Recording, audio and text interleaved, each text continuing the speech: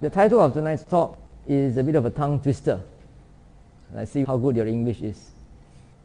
Mind your mind, find your mind. You get it? Mind your mind, find your mind. Okay, what does that mean? Do you know what it means by mind your own business? You know what it means by it's raining and it's slippery, mind your steps? Okay, so the word mind as a verb means take care, be careful, right? And mind, of course, refers to our conscious awareness. However, the word mind is a bit tricky because the English usage of the mind usually refers to what's happening up in the head, the thinking process. And when they talk about emotions, they say it's from the heart, right? But in Chinese, the word for mind covers a larger aspect. I think the word is sim, right? Sim means your heart as well as your thinking process. In fact, the word heart is found in many languages to refer to the base of our emotions, right? People say good-hearted is an English expression. You're bad-hearted, you're open-hearted. We have a similar expression in Hokkien. Tua leong sim, pai sim, ho sim. Right? I guess you have the same thing also in Malay. Right? You have sakit hati. In Malay, you also have this word Aggacitta and Sukacita, which is actually from Sanskrit. They use the word chitta. Chitta is also a word that is used by the Buddha to refer to our mind. But our mind, in a more holistic sense, not just the thinking part of the mind, but mind in the sense of consciousness, of awareness, the conscious part of ourselves. As you know, we are made of mind and matter. The mental aspect, which is the intangible aspect, something that knows, that has awareness. And the physical aspect, which is a tangible aspect. Okay, that explains what I mean here by mind. When I use the word mind, I refer not only to the thinking process that's happening up in your head, which you think is happening up in your head, but also to our emotional aspects. The emotions that you feel emanating from the center of your chest. When you get angry, when you get jealous, when you get lustful thoughts, where do you first detect this in your body? When you're angry, you don't get a headache yet, right? You get a heartache first, and then you get a headache because you think too much. So the emotions emanate from the heart center, the center of our chest, and then it goes up and it stimulates the nervous system, which has its CPU up in the head, and that's where all the activity is going on, and that's where you get a headache. So you get a heartache first and the headache comes later. So that covers the first part of the title, Mind Your Mind. Mind meaning both your thinking mind as well as your feeling mind. What do you mean by find your mind? What's a mine? What's a gold mine? Gold mine is a place where they can extract gold and they can find valuable things that will benefit them. So when I talk about mind, here it means the mind of your potentials.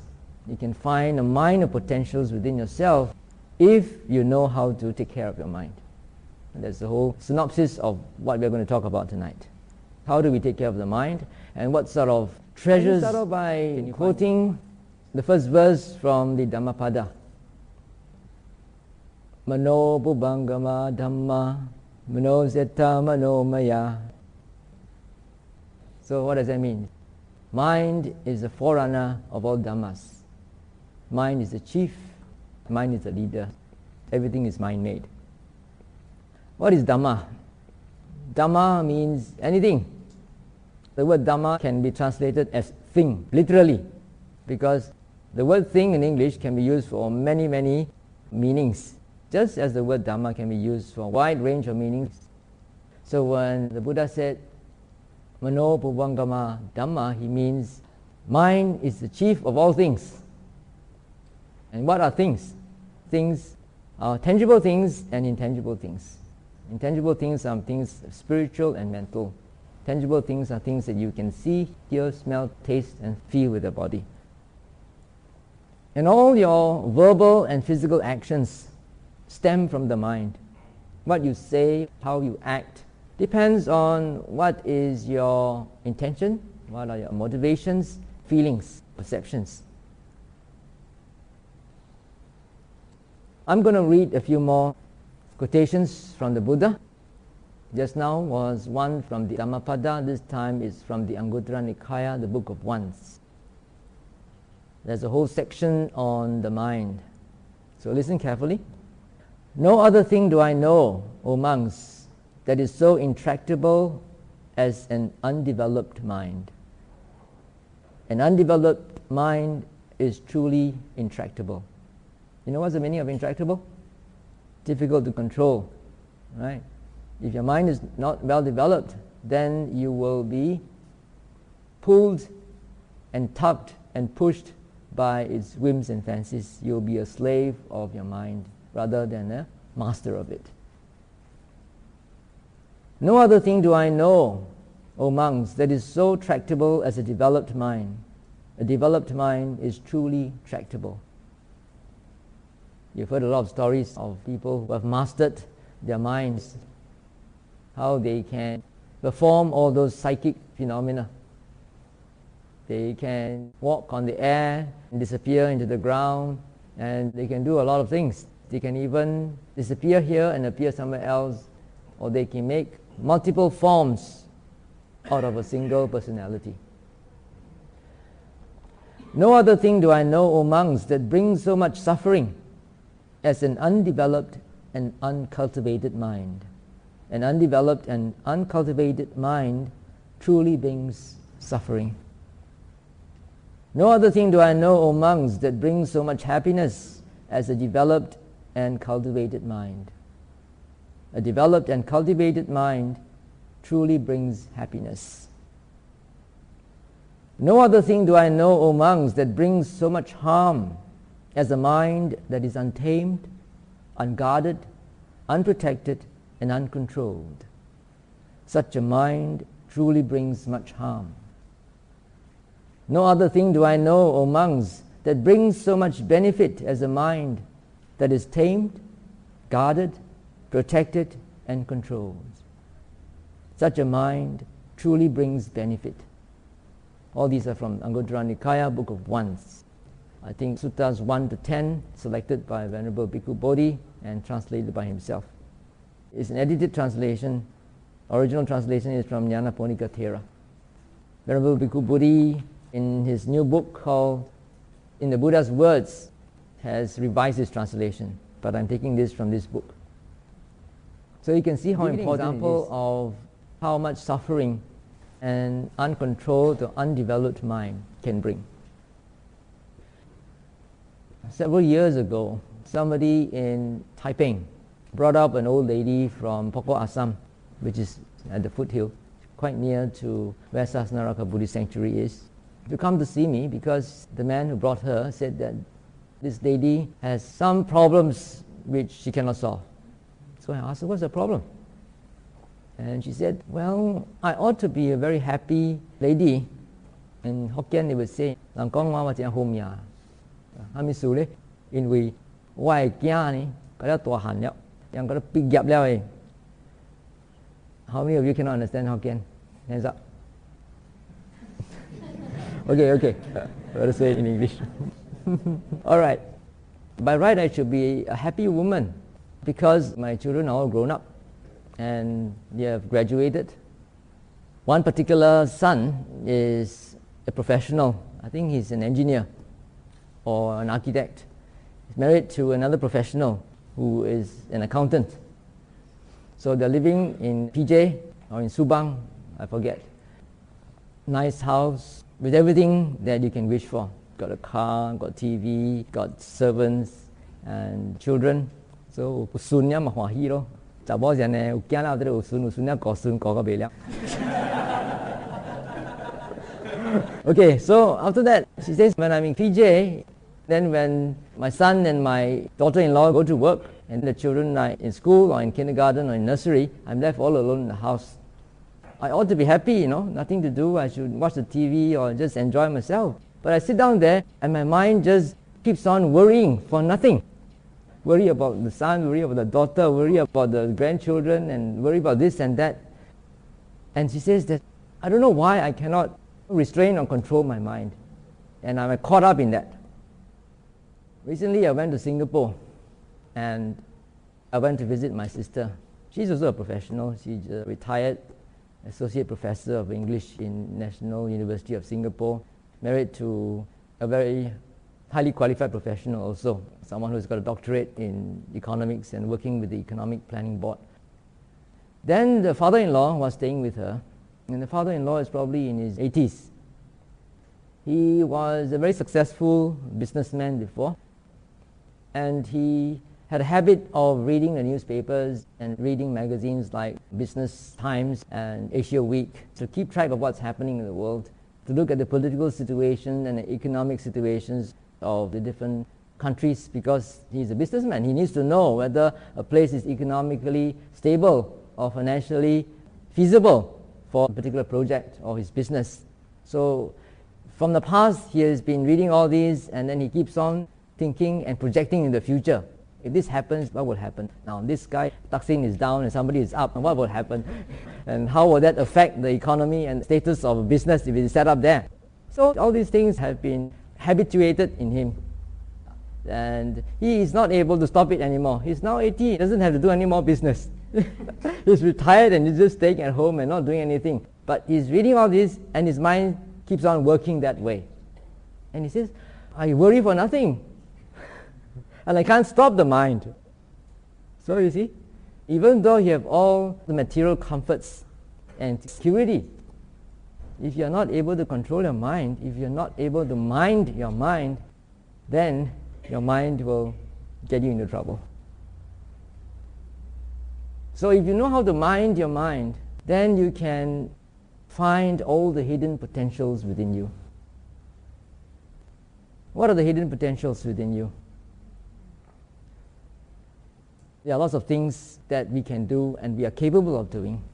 But because of our upbringing, the way we were brought up by our parents, the society in which we grew up, the exposure to the mass media, to television, to video, to the billboards, to what you see around you, all these conditionings tend to stifle our potential and we don't see them. Because all these external stimuli tend to stimulate your defilements. And when the defilements arise within you, you don't see your hidden potentials. I'm going to read another quotation from the Anguttara Nikaya, which is very interesting because it gives us hope that we are essentially good and pure. Some of us might be a bit harsh on ourselves when we think about our own weaknesses and faults. We tend to be very unforgiving and very judgmental and say, I'm such a terrible person, I'm incapable, I'm inadequate, I'm inefficient compared to somebody else. There's always this sense of wanting to compare oneself with others. And that's how people suffer from inferiority complex, as well as superiority complex, or equality complex. Even though you're not equal, you try to convince yourself that you're equal with another person. And these are all actually forms of what we call mana in Pali. Mana means conceit. Conceit doesn't necessarily mean that you are better than another person. It could also mean that you feel you are inferior to another person or you're equal to another person. That is also a form of conceit, based on the same principle of the illusion of an ego, of an image of yourself that you and society have created, and then clinging to that ego. Let's go to this other quotation. It also comes from Anguttara Nikaya, Book of Ones, chapter 6, 1 and 2. This mind, O monks, is luminous, but is defiled by adventitious defilements. The uninstructed worldling does not understand this as it really is. Therefore, for him, there is no mental development. This mind, O monks, is luminous, and it is free from adventitious defilements. The instructed noble disciple, or the instructed disciple of the noble one, understands this as it really is. Therefore, for him, there is mental development. What does this mean? If you all are familiar with non-Theravada traditions, you would have heard of Buddha nature, right? Have you all heard of Buddha nature? How many of you haven't heard of Buddha nature? Hands up. Wow, you all must be really staunch Theravadins or newcomers to Buddhism. Buddha nature is a concept of non-Theravadan Buddhists, particularly the Zen tradition and Tibetan tradition, which refers to this original mind. They say that everyone has the potential to become a Buddha because you are intrinsically pure. Your mind is intrinsically pure.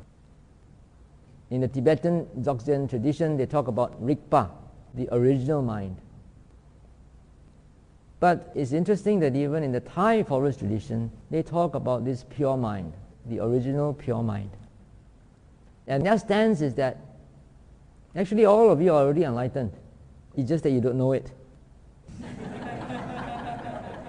Dzogchen practice says, you don't have to strive because you're already enlightened. You just have to open your eyes to see that you are enlightened and realize it. There's one simile of a poor man who did not know that someone has bequeathed him a few million in the bank. So even though he has a few million in the bank, as long as he doesn't know that he has the few million in the bank, he will still live like a poor man, right? So if you don't know that you are enlightened, you'll still be acting like an unenlightened person. But it's actually a consolation or relief to know that you're already enlightened and you have the potential to just realize it. So it gives you hope. Because the Buddha says that the mind is luminous. It is only defiled by adventitious defilements. Adventitious means extraneous, outside. The Pali word is Aggacitta upakilesa. In Thai, the word Aggacitta has been made into a Thai word, Akhantuka. Aggacitta means a visitor. Aggacitta pra means a visiting monk. So Aggacitta upakilesa here refers to visiting defilements. They are just visiting you, they are not yours, they are outsiders. So this gives us a very interesting perspective, because most of us tend to identify with our thoughts and our feelings. When you get angry, particularly at someone whom you are not supposed to get angry at, maybe you are taking care of your old parents, and you know that you ought to be grateful to your parents, and you should not get angry. But because they are old, they are forgetful, they tend to forget to do certain things, forget to switch off the light, or forget to flush the toilet when they leave, and then you get upset and you get impatient and you say, I've been telling you so many times, why don't you do it? And then you get angry and then you shout at them, and then suddenly you regret and have remorse because I shouldn't be saying that to my parents. How can I be such an ungrateful son or daughter? Right? Do you have such feelings? If you're a child, because you are dependent on your parents and they're supporting you, and then sometimes when you quarrel with your parents or you are rude to them, and then you reflect on it and then you feel bad about it. Right? Now, if you're angry and then you identify that anger with yourself, thinking that that anger is you or it belongs to you, then you multiply your suffering. Right? Not because you're angry, because you're angry. Right? If you're angry and then you realize that anger has a reason, and you're able to step out of it and just look at anger as an aggacitta defilement, a visiting defilement. It doesn't belong to you. It's there because conditions are there for it to arise. Then, like the Buddha says in one sutta, it's like someone throwing a dart at you. If someone throws a dart at you and you're hurt, then you feel painful at one spot. But if somebody else throws another dart and it lands on the same spot, then you'll get double suffering. right? So it's the same, if you are angry and then you are angry because you are angry, then you are putting another dart in the same wound. But it's easier said than done, because we tend to get so engrossed in our thoughts and emotions that we forget. And this is also supported by society, the community where you stay in. Everybody is in the same predicament. Everybody is in the same boat. And you are actually supporting one another to consolidate this illusion of self, this illusion of ego. You create an image of yourself, and this image is being consolidated by people around you. And so it's a vicious cycle. It's not only an individual image of yourself, but it's also an image that is consolidated by the people around you, the people that you relate with. And there's an interesting account of a contemporary spiritual teacher who was born in Germany and then was educated in Spain and in England. He was in Cambridge doing his PhD, and at that time he was suffering from very deep depression, bouts of depression, and he was at the verge of committing suicide. At one time, the suffering was so bad that the thought arose in him, I cannot live with myself anymore. When the thought arose in him, he began to ask, hey, who is this entity that cannot live with another entity? When you say, I cannot live with myself anymore, there are two persons involved, right? I and myself. So who are these two persons? Who is this I and who is this myself? And he investigated that sentence. At that moment, he managed to step out of association or identification with his thoughts and emotions. And he saw very clearly that these thoughts were just thoughts. So he, at that point of time, had this very sudden insight. He managed to step out and look at his thoughts and emotions, and he found that this consciousness that is looking at what's happening, and these thoughts are causing the suffering. But the consciousness that is watching the thought is not suffering at all. If you're a meditator, if you're a vipassana meditator, you would understand what I'm talking about. Because when you're meditating, your teacher will tell you, whatever happens, you're supposed to note it. When anger arises, you're just supposed to note angry, angry. When you get restless, you're just supposed to note that restlessness, restless, restless. You're frustrated, you note frustrating, frustrating. And when you do that, if your meditation is good enough, you will find that the moment you note it, it disappears. It's no longer there. And then you come back to whatever object that you are watching. So for this particular person, his name is Eckhart Tolle, and he wrote a book called The Power of Now, which was a world bestseller, and now he came out with another book called New Earth, which is also another bestseller. It's interesting because he said that after he had that experience, it's not an intellectual experience. He says, immediately after he realized that thoughts and emotions do not belong to him, that is a realization of non-self, that they are just phenomena, agantuka upakilesa, guests who come in. After he realized that, then all his suffering disappeared. No more depression. Immediately, all the depression ceased, and he was filled with stillness, calmness, peace, and a joy that is beyond description.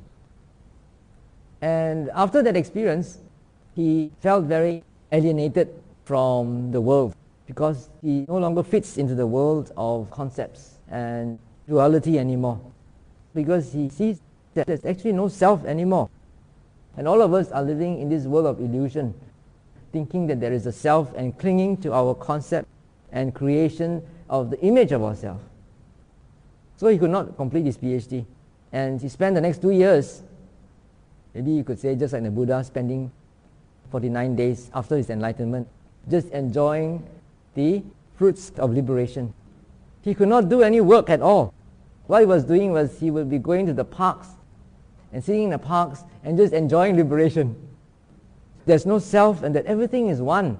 He can see so perfectly that there's no division between the consciousness and what's happening around. So this non-duality became so strong in him that he became very alienated from the conventional world. Could not do anything for 2 years. So he was just hanging around parks, enjoying the bliss of liberation. Become dysfunctional in this world, in this crazy world. So if you get enlightened and you become sane, it's like trying to live in an asylum together with all the lunatics. But that was when he was 29. So now he's about 60. Now he's, of course, a very famous spiritual teacher in the West. And he talks about being in the now, staying in the present moment. And his teachings are very much in tune with the Buddha's teachings of anicca, dukkha, and anatta, of impermanence, suffering, and not self. Particularly not self. Because his realization came through not self, his stress in his teachings is not self. How you can disidentify from all your thoughts and emotions and your body, all the forms, and be in stillness, be in the present moment without worrying about the past or being concerned about the future. Now I'm talking about the end result, but how do you get there? The Buddha says that originally your mind is pure. In other words, you are already enlightened. You just don't know that the defilements that defile you are actually visitors, agantuka upakalesas. So it just takes that moment of stepping out to see that there is no self, that all your thoughts, emotions, and whatever that you can perceive through your senses are not you, do not belong to you, are not any permanent, unchanging. Let's get down to earth, be more practical in how we're going to approach this. What are the steps that we can take in order to step back and look at our thoughts and emotions and our body, or as Eckhart Tolle says, all forms, because there's physical form and there's thought forms. How can we step out of form and be formless? And his definition of formless means not identifying with your thought forms nor with your physical form, looking at them as not self, as conditioned phenomena, how things, thoughts, emotions, even your body, how they change and occur or happen because of causes and conditions. If you are a bit knowledgeable, or you have studied some biology or physics, or if you read newspapers or magazines like Time and Newsweek, you will be aware that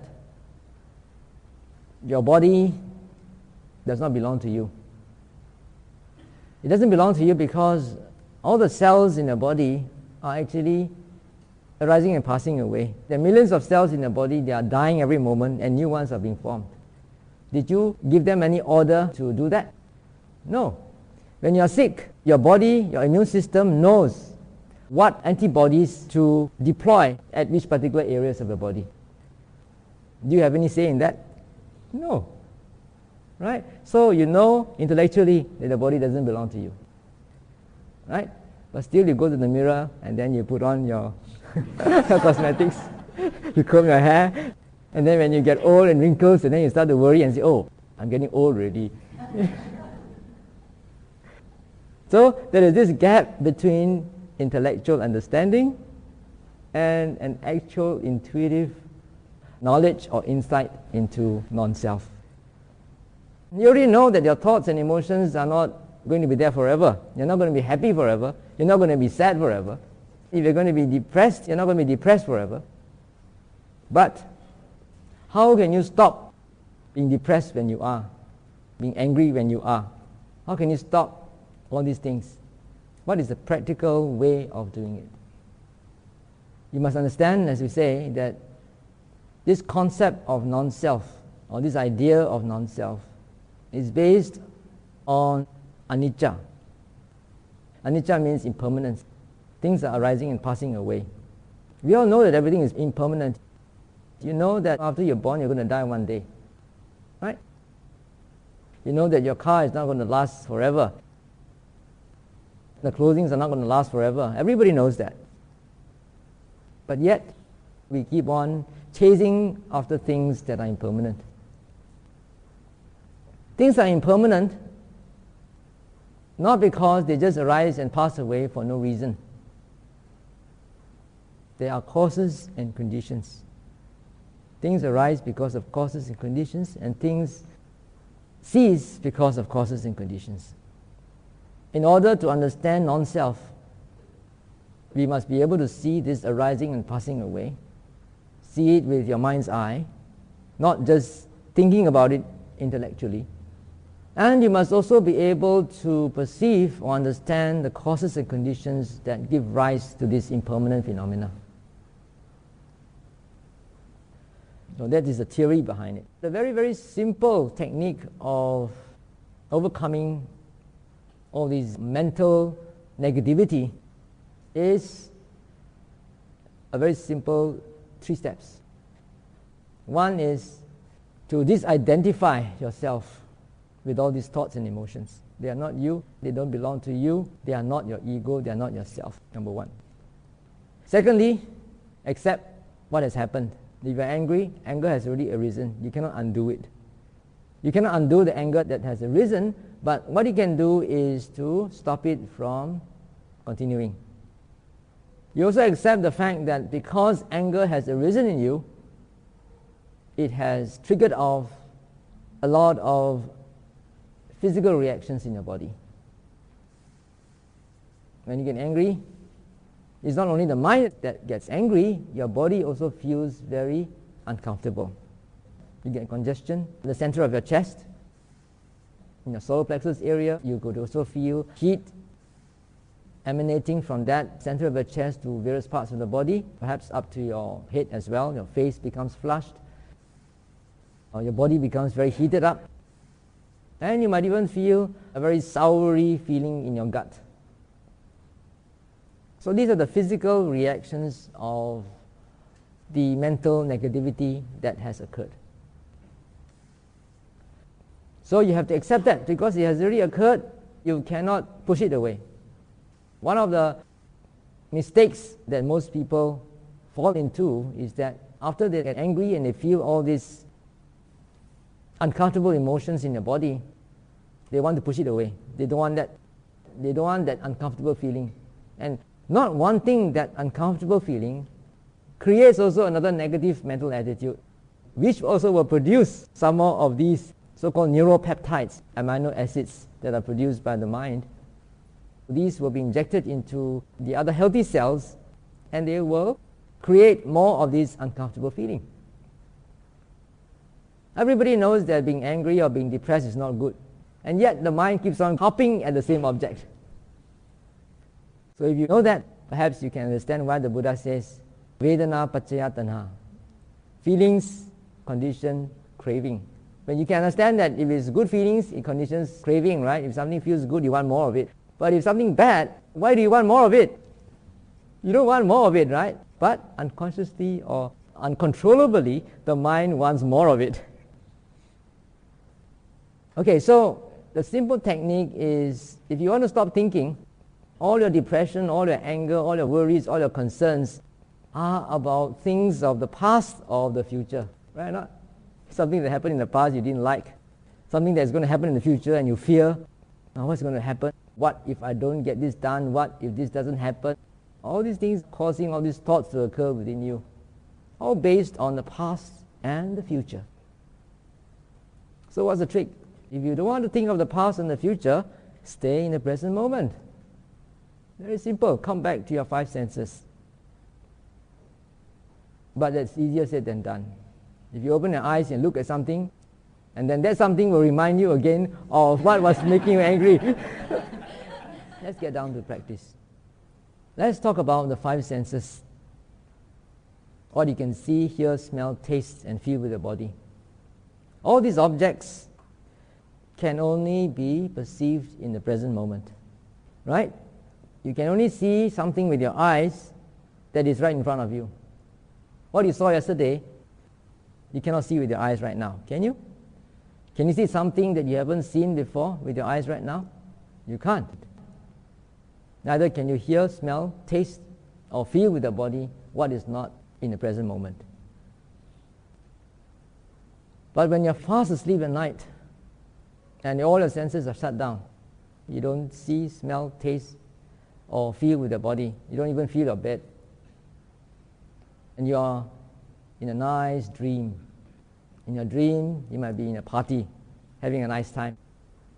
And there you can hear music, and you might be singing karaoke, and then you're having a fun time, talking and chatting and dancing. Right? Can you feel that in your dream? Or you might be having a nasty dream, quarreling with your husband, or quarreling with your parents, or fighting with somebody, or running away as robbers are chasing you. All these things are happening where? In your mind. So, the principle is very simple. If you want to stay in the present moment, stay with your five senses. It is the mind that can take objects of the past, present, future, fantasies, and anything else. The mind can also take Nibbana, of course, as object. When people are worried, are depressed, it is not the five senses that are making them depressed, right? It is the mind. When people suffer from insomnia, it's because they think too much and they cannot stop their thinking. Then they take these tranquilizers and try to sleep. Tranquilizer has a way of doing something to your body, probably stimulating some glands to produce some enzymes or hormones that will tranquilize your brain. It becomes numb and you cannot think. Or it will suppress the secretion of certain enzymes that activate your brain and your nerves. Of course, there are always side effects involved. There was one devotee recently. He had an affair with another woman. They had a very good relationship for several years. And then something happened and they broke up. And then after that he regretted and kept on thinking about her. He came to see me and he said, "No, my life is like it's going to end. There's nothing worth living for." Typical thing, you know. You're going to see any songs, poetry, you'll see that they're all talking about all this heartbreak. It's a typical human condition. And to that particular person, it looks like it's the end of the world. And I say, "Oh, all you need to do is to stay with the present moment." He says, "How can I? Whatever I see, hear, smell, taste, everything reminds me of her." How to forget her? So, it's not so easy to stay with the eye sense or the ear sense, because we are so conditioned into interpreting what we see immediately. Actually, what we perceive through the five senses are just bare data. It's just like you inputting data into your computer. These are all just bare data. What you see are just colors. What you hear are just vibrations. What you smell are just smells. There's no label attached to it. What you taste is just taste, not a label attached to whether it's sour or bitter or spicy or astringent or whatever. It's just taste. I'll give you a very practical demonstration now.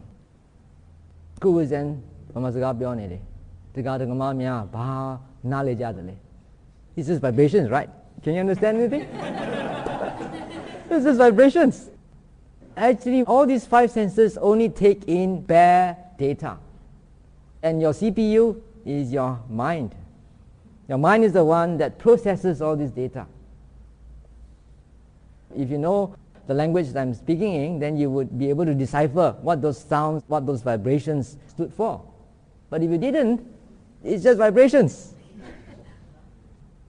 Another interesting thing is the thing that we used to play when we have these camps and games for children and teenagers and youth camps. Like we blow up a particular picture. We zoom into a particular picture and then we distribute that picture all around and ask people to try to identify what that is. Imagine if you take a picture of your skin magnified 500 times and you see, you wouldn't know what it is. You would think it's craters on the moon. Right? That would not be able to decipher what it is, and then later you will see that it's part of a big picture. Then only they will know what it is. So what you perceive through your five senses are just bare data. But because we have been conditioned to immediately process this data, it's not so easy to keep in the present moment. Right? When you see something immediately, you think you already know what it is, and that concept will trigger off memories or perceptions about the thing that you are looking at. So it's the same with sounds. Unless, of course, you're staying in a place like Sasanaraka Buddhist Sanctuary, near the jungle, at the edge of the forest or in the forest.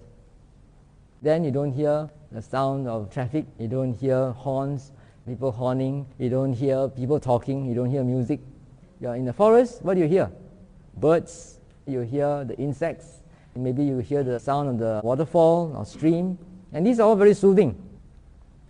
Many people, when they come to meditate in SBS, when they cannot find, for example, the breathing process, they cannot follow the breathing in and breathing out, they cannot follow the rising and falling, they find it not so suitable to do sitting and touching. And they find that they can get very concentrated by just listening to sounds, just keeping your attention on sounds, and they can get focused. And after that, when they are focused, then all these things become obvious to them, the breath and other parts of the body. But I discourage them from taking that as their basic object, because I said that when you go back to the world, you're not going to get the same conditions. So you better don't practice on using sound as your primary object. And then smells and tastes are not always there. They are there only at certain times when you eat and when there's some fragrance or some bad smell around. So they are not readily available.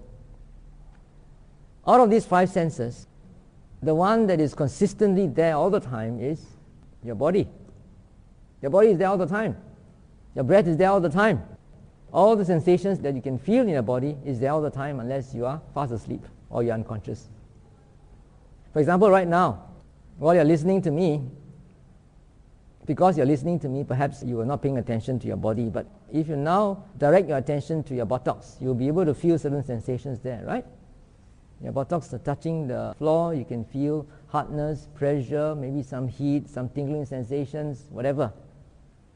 You can also feel other things like the muscles in various parts of the body, your back trying to keep you erect. You can feel a strain if you're not used to sitting down cross-legged, certain parts of the body. You can also feel certain neutral feelings like the contact of your skin with the aircon, the contact of your skin with your clothes, particularly your waist with your waistband, tight parts of your clothes. You can feel all these things. It's always there. So, for a person who is suffering from insomnia because of depression or because of whatever, it's very simple. You cannot sleep. You just lie down on your bed and then relax the whole body. Keep your attention on the body. Be aware of all the various physical sensations in the body. Your head touching the pillow, your shoulders touching your bed, the various limbs touching the bed, and then your skin touching your clothing. And as you do that, because you're actually tired, you've been thinking so much, you're really tired, you want to sleep, but you don't know how to stop thinking. So if you're able to change the subject of your thoughts from what's making you depressed or what's making you angry or worried to just watching your body sensations, it's so boring that you'll fall asleep in no time. Right, so next time you're having problems with insomnia, don't go and buy tranquilizers. Just try what I tell you. So this is a very simple technique. So simple and yet very profound. Now, we can make use of this technique not only when you are suffering from insomnia or from depression or from chronic thoughts, but we can actually make use of this principle throughout our daily lives. Who says that the practice of meditation or the practice of mindfulness can only be practiced, can only be done with your eyes closed and your legs crossed? Not necessarily. Although I always like to say it's like charging your battery, handphone battery. If you want to use a handphone throughout the day, you've got to charge the battery first. After you've charged it, then you put in your handphone and you can use it wherever you go. So formal sitting meditation is like charging your battery. You take time off every morning, maybe. If you can spare the time, maybe half an hour. If not, 15 minutes also is good. Settle down, sit down with your eyes closed, relax your whole body, and just be with the body.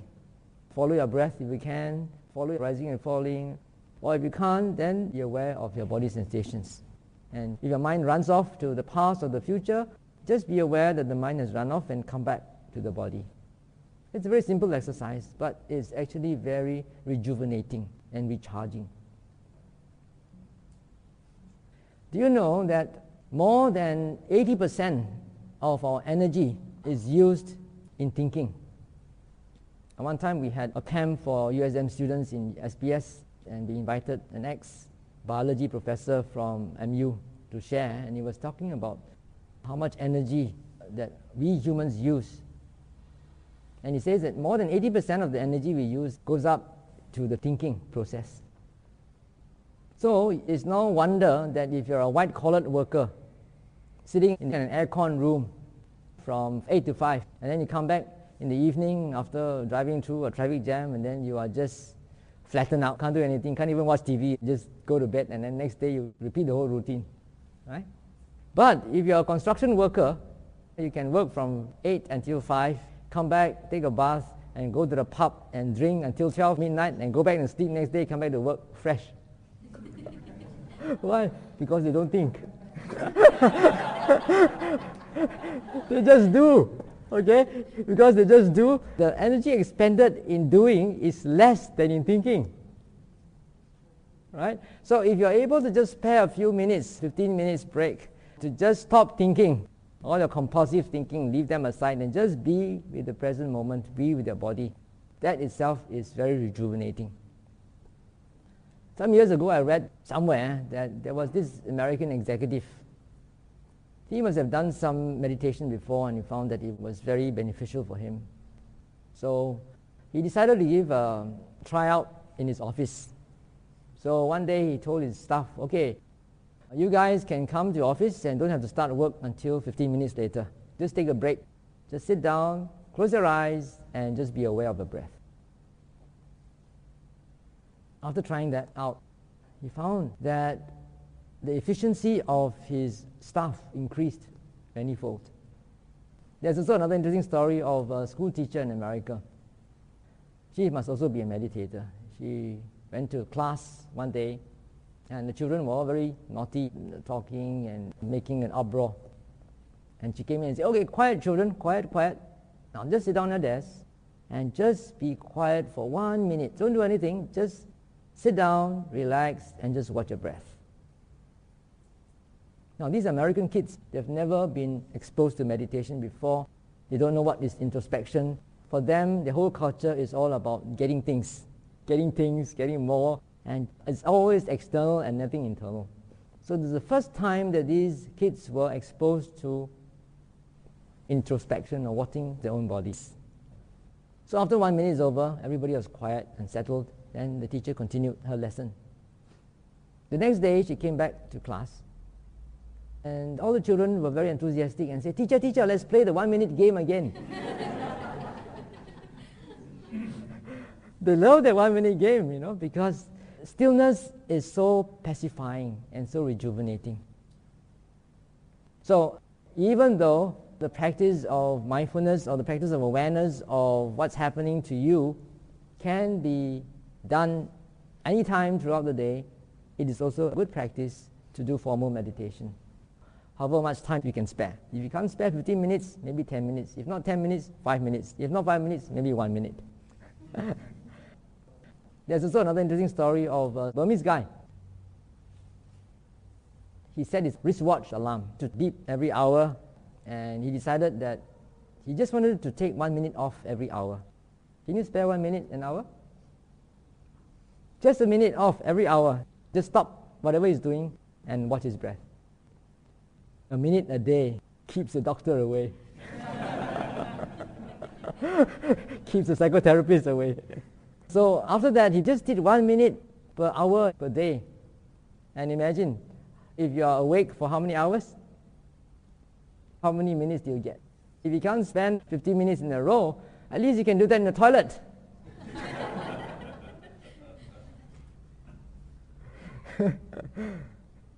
So, it is still good to take a break and be with your present moment whenever you can.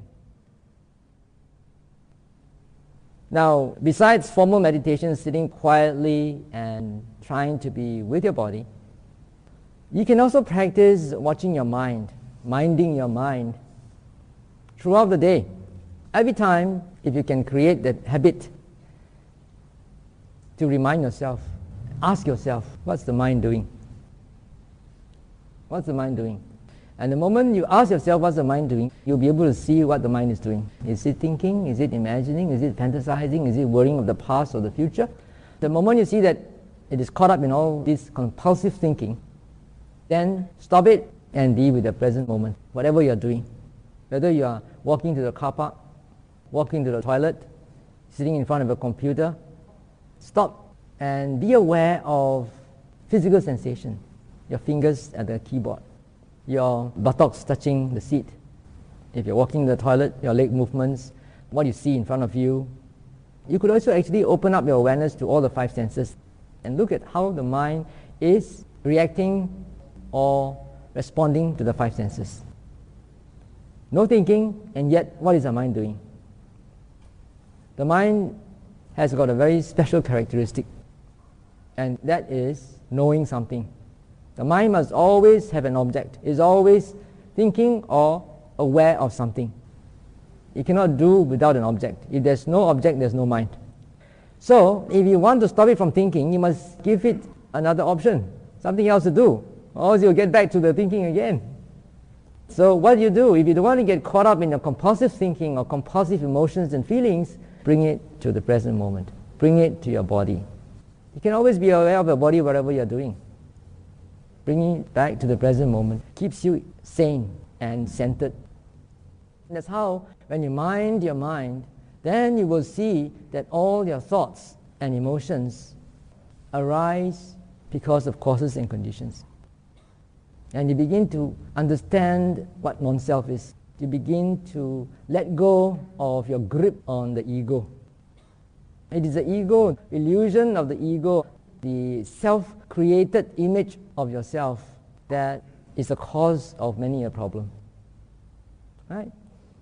It is because this ego expects certain things, how you behave, how you react, how people should behave, and how things should happen. And when these expectations are not met, then you will meet with frustration, with disappointment, anger, and so forth. But if you're able to see all these things and understand that expectations are just expectations, assumptions are just assumptions, you understand things for what they are, then you can still function in the world. Not blindly clinging to your perceptions of what things are. You understand that whatever you're doing, whatever decisions that you make, come from conditioning, causes and conditioning, sometimes beyond your control. In fact, most of the times beyond your control. There's one article that's been circulating around the internet about this guy who talks about 90-10. Have you heard of this 90-10 formula? He says that 90% of what happens to you is beyond your control, and only 10% is under your control. Ajahn Brahm, in one of his talks, says that there's no such thing as free will. In the West, people like to talk about free will. And he says that you're here tonight, not because you choose to come, but you got no choice. Why do you have no choice? Because all the causes and conditions are there that made you come here. Did you have any choice to be born in this world? No choice. Did you have any choice to be born beautiful or ugly, fat or thin, slim or overweight? You got no choice. Do you have any choice to be born intelligent or stupid, talented or not? You have no choice. And the choice is only very apparent. You think that you are making a choice, but all your decisions are conditioned by many, many things. How you were brought up when you were a kid, how your teachers taught you when you were in school, what you were exposed to in the mass media, what you see every day happening around you, and the people that you mix around with. All these influence you. So if you keep on reminding yourself, what's the mind doing? What's the mind doing? Then you will be able to see how your thoughts arise. Because every time you ask that question, you're actually stepping back to look at what's happening. And then immediately after that, once you know what the mind is doing, then you must give it another optional object, which is your body, the five senses, anything in the present moment. Of course, even if you bring it to the present moment, like what you see, then that will also trigger off some more thoughts. And then you can see how the thoughts arise. Because you see something, certain thoughts arise. Because you hear something, certain thoughts arise. And because of those thoughts, it will trigger off other thoughts. So you can see all this whole chain of conditionality, and that will deepen and internalize your understanding of not self. The more you understand not self, the more selfless you become, the more unselfish you become, and the more you are able to loosen the grip of your illusory ego on yourself. And then you'll be able to find your own mind of potentials. That within you, actually, the mind is luminous, it is clear, and it is full of positive emotions like loving kindness, compassion, generosity, and considerateness. And you can see and understand the oneness of all beings.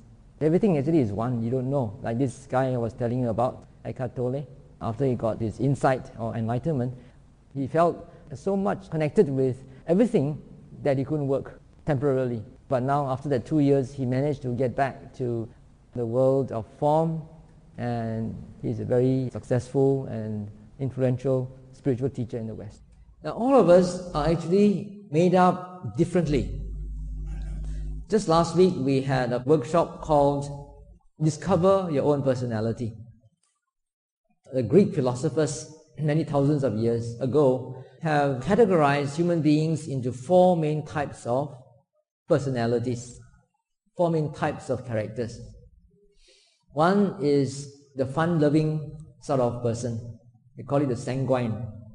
The second type of person is one who is a choleric, a dominant person, very dominating person, a bossy sort of person, who wants things to be done his own way.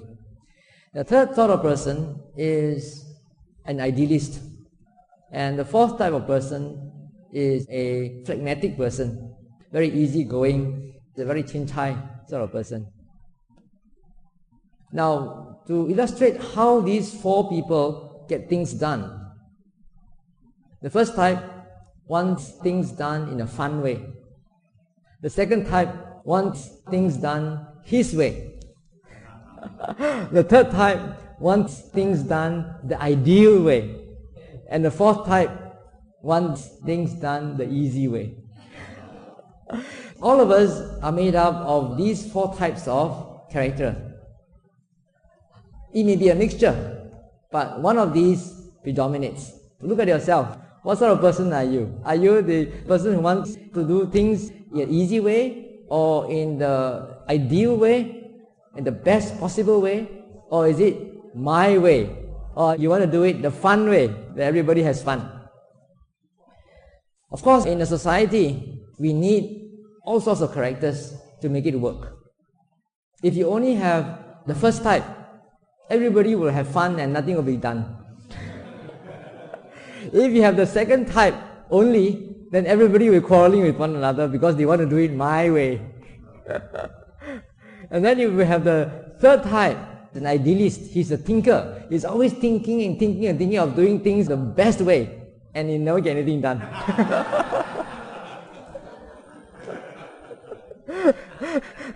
One of my students is like that. He belongs to this third type. When he wants to get things done, he will try to think of the easiest and the best possible way of doing it, the quickest way of doing it. And he may spend about 5 months trying to think out the easiest way to do it when he could do it the difficult way in 1 week. But the mindset is like that. You cannot tell him to do it in 1 week because he says, I'm trying to find the easiest way, the best possible way to do it. The last type is the easy type. He wants to do things the easy way. But the easy way is not always the correct way, right? If you do things easy, sometimes you cannot attain your goal. So, all of us are made up of a combination of these 4 types of characters. In some people, one character is more predominant than the other. Usually it is more predominant. And so that's how we discover our own personality, if we are able to watch ourselves. Watch your mind, take care of your mind, see what are your mental tendencies, what sort of person are you. You are made up that way, not because you want to, you have no choice, because you were born that way. There's no free will with regard to what sort of character you want to be. Now, each type of these characters have their own strengths and weaknesses. So if you realize your own strength, then you try to develop your strengths. And if you know your own weaknesses, and if you're mindful, you're watching your mind all the time, when your weaknesses arise, then you can know how to minimize them. So I hope that you will be able to try to put this into practice. It is actually a very simple practice of just watching your mind all the time, whatever you're doing, and then coming back to the present moment. The present moment means whatever you're doing. You're driving a car, you're walking to the car park, you're going to the toilet, you are washing the dishes, you're doing the housekeeping, you're writing, you're sitting in front of the computer, your fingers are on the keyboard. You're bringing your attention back to the senses, particularly your body door, rather than get caught up in thoughts and ideas. Because thoughts and ideas, although they have their advantages, they also have their disadvantages. If you get caught up in too much thinking, then you live in a world of illusion. So always try to watch your mind, come back to the present moment, whatever you're doing, and understand that all these defilements that cloud your mind do not belong to you. They are just external phenomena. Look at them, let them go, come back to the present moment. So if you want to really find out your hidden potentials, you should try to watch your mind. Just now I talked about not having a choice of the quality of your birth. But how does that relate to the law of karma? Well, the law of karma works even though you don't know it. It's just like the law of gravity. Isaac Newton doesn't have to discover the law of gravity. It's there all the time. The law of karma is operating all the time, but you don't know all the intricate mechanics of how the law of karma works. Whatever action that you do creates a karmic potential, and when the conditions are ripe, the karma will give results. And you don't know when the results are going to be given. All of us have done so much karma before. For example, when I was a young kid, one of the things I used to do is to catch cockroaches and then put them into the charcoal fire and then enjoy the smell of the poor cockroach being burnt. Another one of the things that I like to do is, because I lived in Claudicus in Penang, so we were still using firewood at that time, no gas. So when I was in primary school, I would get up early in the morning to boil water, boil my own hard-boiled eggs to eat. The place is infested with rats. When you switch on the light, the rats are temporarily blinded, so they are quite slow. So what I would do is I would take a koali cover, put it there, then catch the rat, and then I will just go around and woo until the poor fellow is dizzy, and then when I open the lid, I will just kill it. Although I'm a virtuous monk now, I don't know when I have to repay all this karma. I cannot tell you that. So karma, it's been created. When the time is right, it will give its result. You cannot run away from it. But you have no choice. What about Chaitanya? I understand you spoke about Abhidharma. We can't control the Chaitasikas who will arise with conditions. But Chaitanya, we do have an element of choice. I think that's what she means. When I talk about choice, she is referring to Chaitanya or volition. Your volition also comes about because of causes and conditions. Why you want to do wholesome deeds is because of the Dhamma talk that you heard. Why, if you go back now and you try to ask yourself, where is my mind and what is my mind doing? And that's because I told you, right? That is the cause and that is the condition for the rising of Chaitanya. So that's why the Buddha says one of the very important prerequisites for attaining Sotapanna, becoming a stream enterer, to attain the first stage of enlightenment, is associating with wise people, listening to the Dhamma talk. Second. Number 3, putting the Dhamma into practice. So these are all conditions. You cannot get enlightened if you do not listen to the Dhamma talk. Yeah? You cannot get enlightened if you don't associate with the right people. It's your choice, but somebody influenced you to come. What I'm saying when you say there's no free choice is that the choice is not free. The choice is conditioned. You don't make a choice freely out of your own will. There's no such thing as free choice. All choices are conditioned phenomena. When I was small, I watched TV, and there they were always advertising this watch. Forget what's his name, is it Timex? Every time you see TV, and then you will see this advert, Timex, Timex. So when I came of age to be able to possess a watch, the first thing I said to my father was, I want a Timex. My father said, no, Timex is not a good watch, you should get a Citizen. But I said, no, I want a Timex.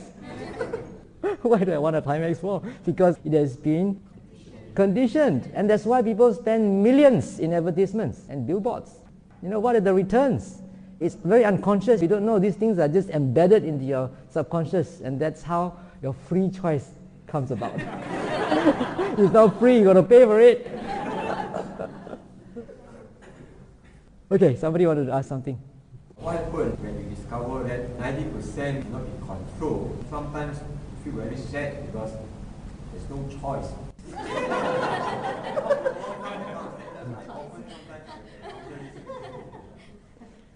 Okay, just now I told you about the 3 principles. First thing is that to disidentify. I mean, these thoughts and emotions are not you, not yourself. Secondly, you have to accept the fact that these things have happened due to causes and conditions. Thirdly, in order for you not to get caught up in compulsive thinking, you come back to the present moment. Okay? That will calm your mind, and when your mind is calm, then wiser decisions will arise. I'll give you a particular example in this article that was circulated in the internet. Supposing early in the morning, before you go to the office, you're having breakfast and your little daughter spilled coffee over the table. And then you got angry and you scolded her, and then your wife would argue with you and say, well, it's not her fault, why should you scold her? And then you quarrel with your wife, and then next evening when you come back, the wife has a sour face. The relationship is already strained because of that incident in the morning. Now, look at it this way. 90% is beyond your control. What does that mean? It means that you got no control over what your little daughter did. She slipped, and accidents do happen. She slipped and spilled the coffee over the table. Okay? But because you got in the argument with your wife, and then you were late, you had to rush to get to the office. As you rush to get in the office, you might even get into an accident. Right? Okay, so he said what you could have done is, if you could have just accepted what has happened. Accidents do happen, it has happened, so what can you do? Just say, oh, it's all right, dear, I'll be careful next time. And then clean it up. If you can keep your cool, that would have happened. That is the 10%. That is the 10% that you can do. The 90% is gone already. There's nothing you can do about it. And a lot of things happen to us that way. It is because of ignorance. We don't understand the conditionality of phenomena, that we always have these expectations of how things should be. It's not to say that you shouldn't make expectations. If you don't make expectations, plans, you don't make projections for the future, you're not going to get anything done. Right? You can make all these things, but without attachment, with the full understanding that things may turn out otherwise. That's why people always have alternative options. Option A, option B, option C. If this doesn't work, that will work. That's how you strategize your planning. So there's nothing wrong with planning. There's nothing wrong with expectations. What is wrong is attachment. What is wrong is not understanding that all these are caused by any more questions? Causes and conditions. Yes. The statement says that it's mind over matter. If you don't mind, it doesn't matter. Can you comment on it? Mind over matter. If you don't mind, it doesn't matter. Maybe that can be the subject of my next talk.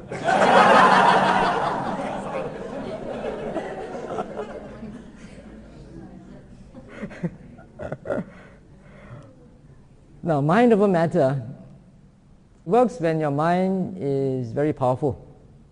Many years ago, I compiled and translated a book called Dharma Therapy. It's out of print now. It's cases of how people recovered miraculously through the practice of Satipatthana meditation.